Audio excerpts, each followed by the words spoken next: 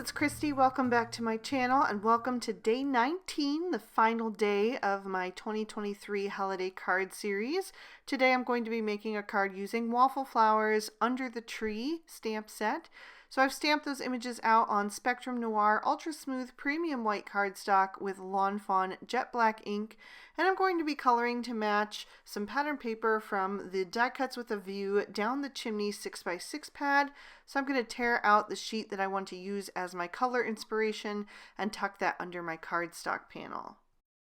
I'll also be coloring some little accessory images off to the side. These are actually one stamp in like a little cluster, and the die is in a cluster as well. So I stamped those on a separate sheet of cardstock, and I will just color those off to the side. To save some time in the video, this is a little bit of a longer video and it's going up on Christmas Day, so I just wanted to minimize as much as I could for you and just concentrate on the main images. First thing I'm going to be coloring are my little kiddos. I'm going to do their skin using E00, E11, and E13 for like a medium Caucasian tone. Used a little of that E13 up under their hairline and on the tops of their ears and the base of their hands, and then blended out with the E11, and then I used that E00 as a highlight. You could also color their hands to look like mittens, but I'm doing an indoor scene, so I decided to do it in the same shade as their faces. I did add in R01 and R20 to give them some rosy cheeks and to color in the inside of the little girl's open mouth. And I'm going to give my little dog and cat some rosy cheeks as well while I'm coloring with these shades. I'm going to be coloring both of them very pale and actually leaving white cardstock on the face, so it was fine to go ahead and do that now. For the kiddo's hair, I'm going to do some brown tones using E53, E55, and E57. There's not a ton of that showing for either of them, but hair is one of those important things that I think just really makes an image come alive. So I did squeeze all three shades in there, even in those tiny little places. And I really like how that combo turned out. I'm going to use the same shades for the trunk of my Christmas tree, adding that E57, the darkest shade, up under the tree where it would be casting a shadow, and then blending down toward the bottom with the E55, and then a little highlight with the E53. And I'm going to do the little dog's ear with these same tones, just trying to tie in the images around the scene, especially since I have so many images for this particular scene. I just wanted to have little repeats of some of those colors to just draw your eye around the scene to just take it all in. I will also do a little patch around the dog's eye with these shades. And then for the rest of his body, I'm going to use E50 and E51, using that E51 to cast a bit of shadow down his back and up under his hat, and then blending that out with the E50. And as I said, I'm going to leave a little bit of white cardstock for the highlight. And then I'm going to move on to my gingerbread. I just thought I'd get my browns out of the way here. So for the gingerbread, I'm going to use E33, E35, and E37, at least on the house. I used the E37 for the darkest and put that shadow up under that icing snow that is on the roof, because that's kind of dripping down and would be casting a nice shadow there.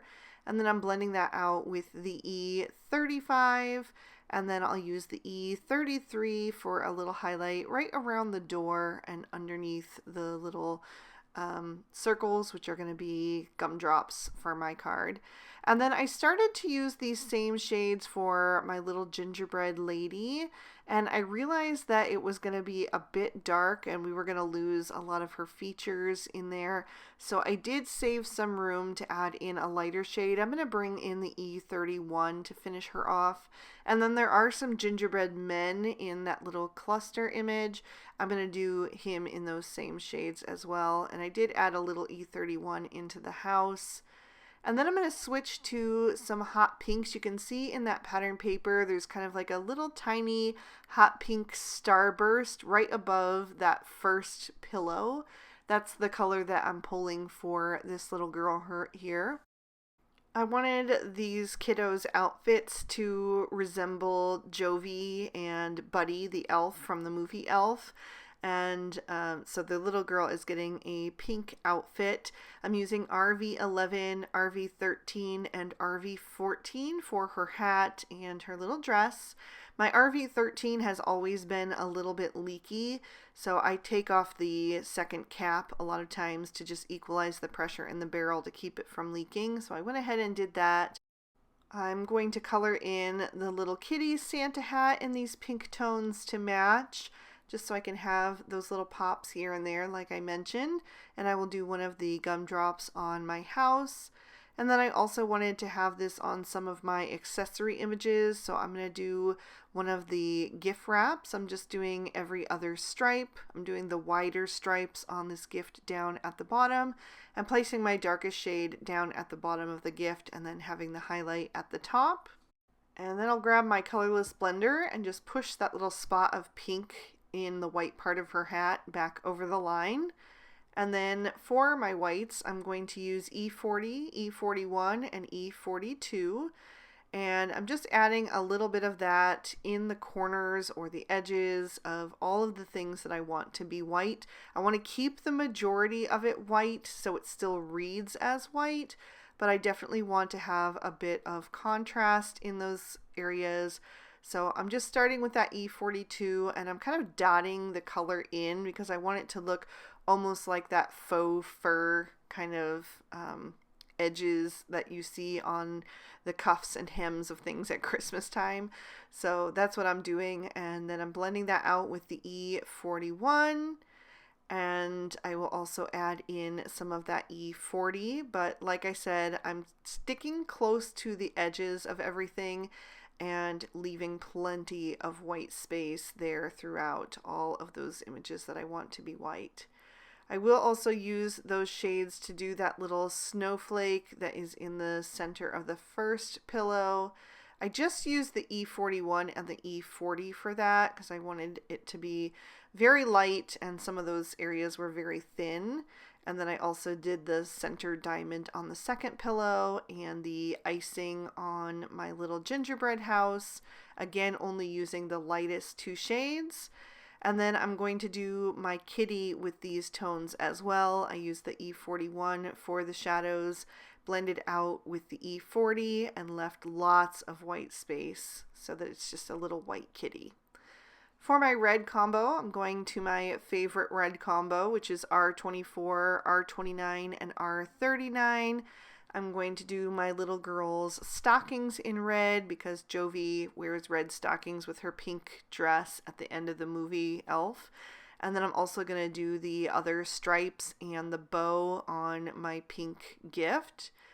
So I'm always just putting those darkest shades down at the bottom or on the edges, wherever shadows would be, thinking about things that are going to be kind of hanging down, like her dress hanging down over her legs, casting shadow, or like the light source of the gift being above from the tree or from the light on the ceiling.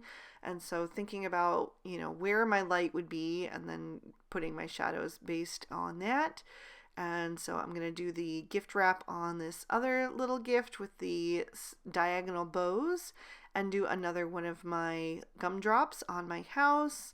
I'm going to do the bow tie for my kitty and the Santa hat for my little pup in red as well. I wanted to have lots of red on there. I just think that the red really gives that Christmas feel, and there is quite a bit of red in that pattern paper as well because the Santa hats are red.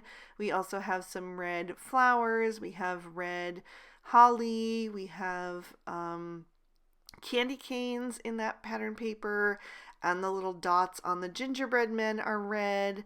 There's a red bow on the gift, so there's lots of little pops of red on that pattern paper, so I wanted to tie that in to lots of little images on this little card that I'll be making. You may have noticed from the thumbnail of this video that I didn't end up using these pillows, and I was really bummed about it because I really liked them. I thought they were something different than what you typically see in a Christmas tree scene in a stamp set. I really wanted to use them, and I just ended up running out of room on my card front. So unfortunately, I didn't get to add those to this card, but maybe I can save them for something else in the future. I don't know. They don't have to be Christmassy. I think they could go for something else in just a scene building element. So I've moved on to my greens. I'm using G20, G24, and G28. And these colors are pretty far apart on the spectrum. They blend well together in tiny little areas because they don't have any space to go but to blend together, and so it works. And I really like how they look together, but when you get into like larger areas, you can really see how far apart they are and how much you have to really scrub over the previous shade to get them to soften into each other. You can kind of see that on this ribbon with me coloring back and forth over with the G20, kind of grabbing the edge of that G24 to soften it. And you can see a bit on this little Buddy the Elf costume as well. It's more work, but for me it's worth the effort because I like how this combo looks together. I love how that G28 just adds so much richness and depth, and then that G20 is so light and vibrant. It adds such a nice highlight. So I do tend to use this combo together, even though it is a bit more effort to go back over things, sometimes even doing a second layer. I didn't do a second layer on this card, but sometimes I will to get them to blend a little bit better. This time I was just a little bit crunched for time, so I didn't end up doing it, but normally I probably would. At least with the G24, just adding a bit extra of that as it softens into the G20. But for the larger image, the tree, there's just no way it's not gonna look good together. I mean, it would require so much blending that there would be a real risk of going outside of the lines and the paper becoming too saturated. So for that, I am going to add in a fourth shade, and it's going to be a second mid-tone. It's the G21. The G21 and the G24 are very similar, which is why I tend to skip over one of them, usually the G21, because jumping from the G28 to the G21 in small areas is a little bit tricky. So that G24 is usually the one that I will keep out of this little quattro of colors. But yeah, for the larger images, I've got to have all four shades, or it's just really hard to get them to blend. And even still, you can see that I'm still working at it and laying down lots of color, going back and forth, back and forth. Like I said, it's a little more effort than some other combos, but I just really like the end result, so to me, it's worth it.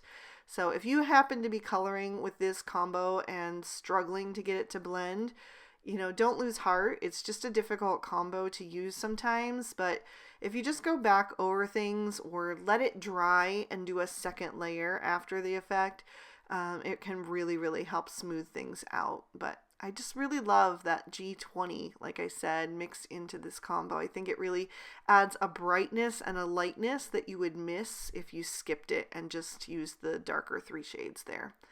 Anyway, I'm moving on to my yellows. I'm going to use Y11, Y13, and Y15 for Buddy's belt and his little leggings or pants, whatever you want them to. They are leggings in the movie, so anyway, so I used those, and then also did one of the gumdrops on the house, and I am going to do a yellow star for my tree. And here is where I'm cheating a little bit with the pattern paper. There is no yellow in that pattern paper, but I just really wanted to do the Buddy and Jovi idea, so I decided to just add it in anyway. And I think that it ends up looking really fine. It would be great if there was a little tiny yellow star or something in that pattern paper, but since there's not, I think it was still something that was easy enough to get away with. I am going to pull in some of those blue greens that are in the pattern paper with the snowman's scarf and the little leaf cluster there. I'm using BG10, BG11, and BG13. My BG11 is again very dry. I need to do marker maintenance really bad. But I'm going to do a little tip-to-tip action to help those blend a bit better. And then I did the door of my gingerbread house. I did one of those gumdrops.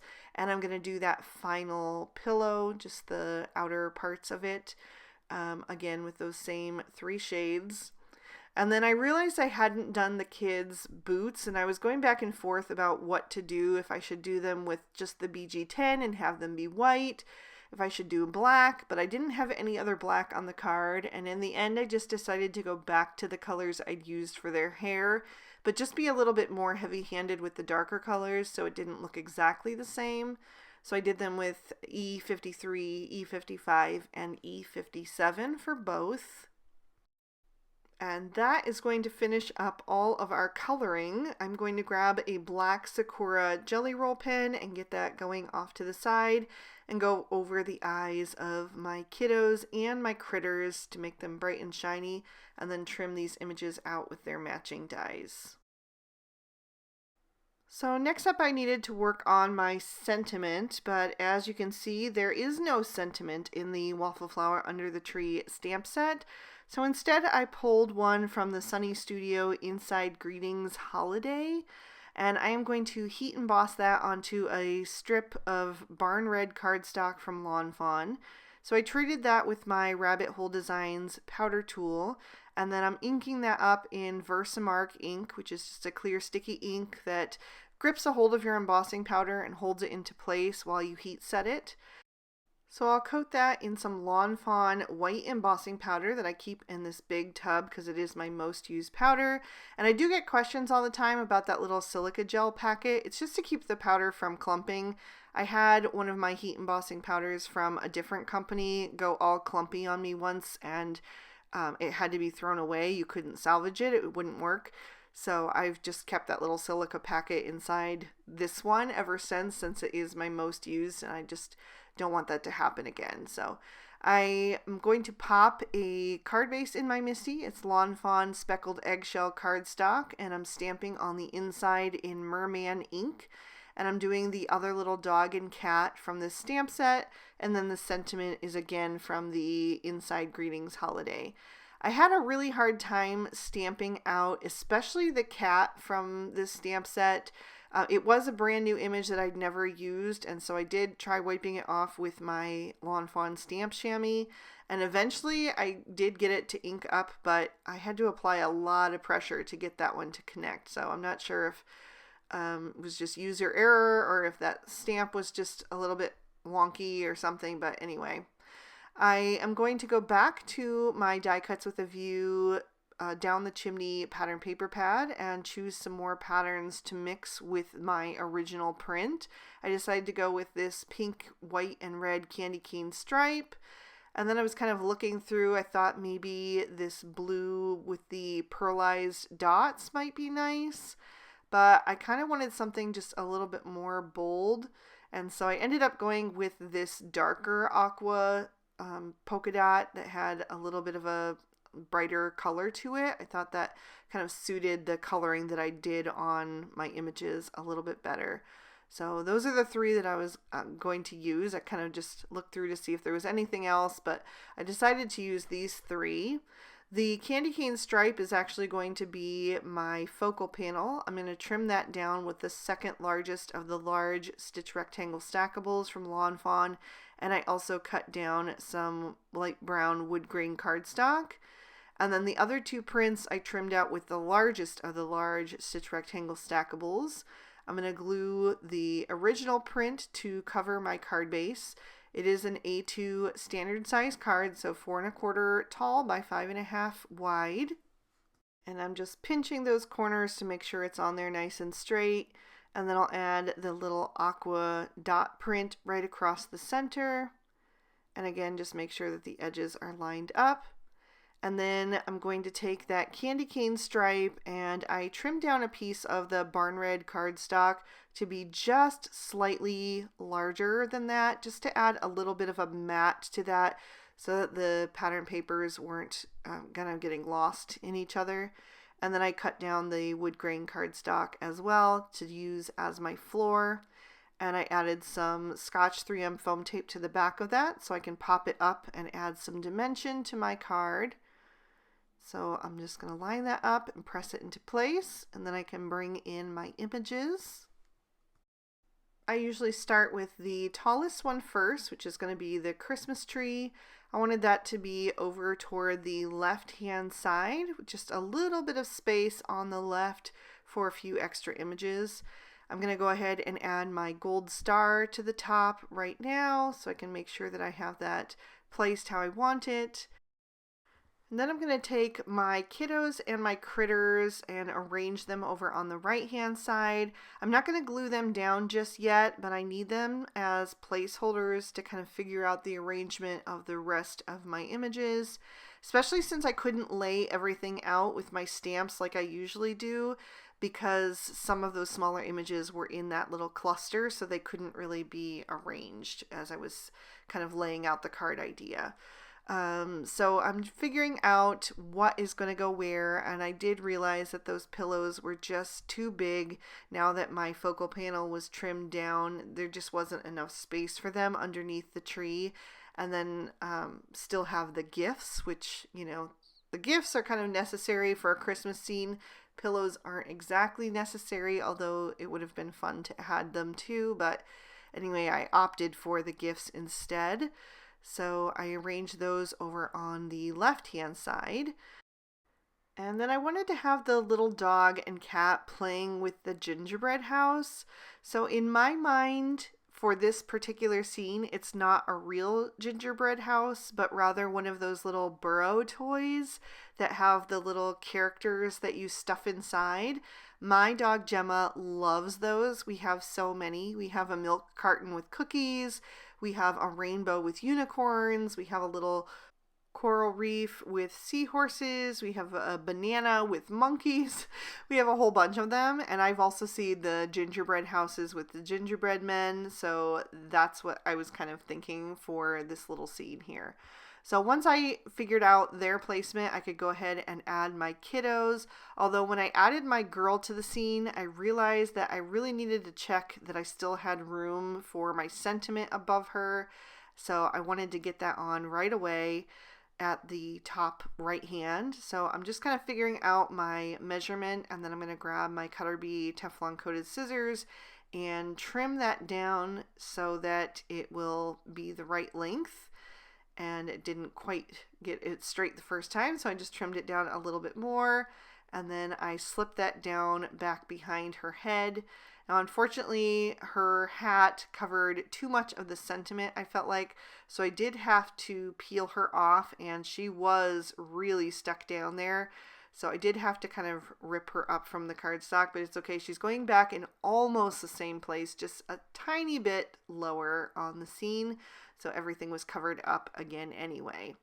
And now I have all these little tiny accessory images that I colored off screen that I can fill in the rest of my scene with. I've got ornaments for the tree. I've got other little toys. I've got the gingerbread man and the gingerbread lady. I've got all kinds of stuff. Candy canes, other little gifts. So I'm just going to play around and, you know, try to arrange things in a way that I think looks nice. And again, I am going to do this without adhering things until I see that I like how it's coming together, and then I can start to glue things down. I am going to have extras as well because they were in that little cluster as the stamp and the die. I wasn't able to arrange them like I said, and so I didn't know how much of things I would need. So on the one hand, I kind of liked that it was in the cluster because it was easier to die cut them all out at once.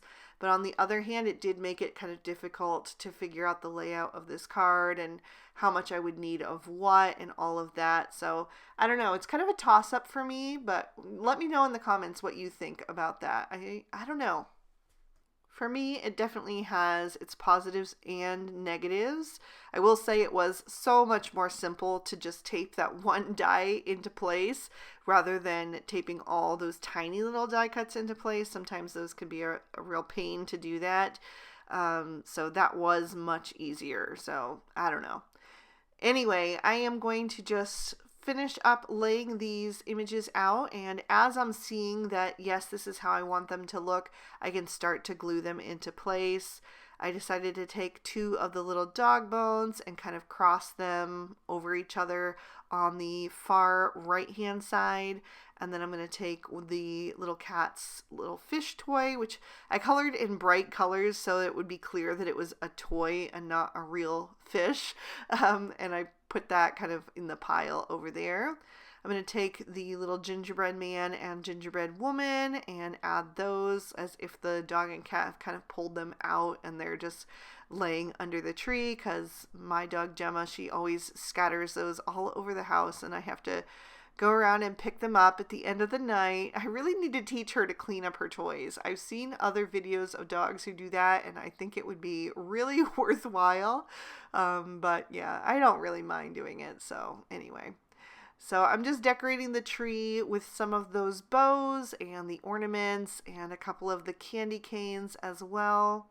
And then I had one extra candy cane that I thought would look nice down by the gingerbread house. I felt like that could use a little extra something. I made this scene really nice and full, which I personally love. I love it when there's a ton to look at. So, of course, I have to add some glitter, so I'm going to pull out my Stardust Stickles, and I really went to town on this one. It's my last video of my holiday card series until next year, and so I just kind of had to do it. So, I added it to the star on top of the tree, I added it to the bows on the tree and on the gifts, I added it to the dots on the Christmas ornaments, and the white parts of all of their little outfits, the gumdrops on the gingerbread house, and the icing as well. Pretty much everywhere. But anyway, that is going to finish off this card, and it's going to finish off my 2023 holiday card series. I just thank you guys so much for watching and liking and leaving me comments that gave me so much encouragement. I'm so happy that you guys enjoy this series as much as I do, because it just really, really means a lot. And I did have you guys in mind when I chose this sentiment, so this is my Christmas wish for you. I'm wishing you guys all so much light and laughter. So if you enjoyed this video, please be sure to hit that like button and leave me a comment down below. Make sure you're subscribed if you haven't already, and have your notifications turned on if you want to be alerted whenever I post a new video. All of the products I use will be listed and linked in the description bar below in case you'd like to make a Christmas gift to yourself. And I'll also link day 19 of the previous 2 years of holiday card series on screen right here in case you'd like to check those out. Thank you so much for watching. I hope you all have a very Merry Christmas, and I'll see you soon with another video. Bye-bye.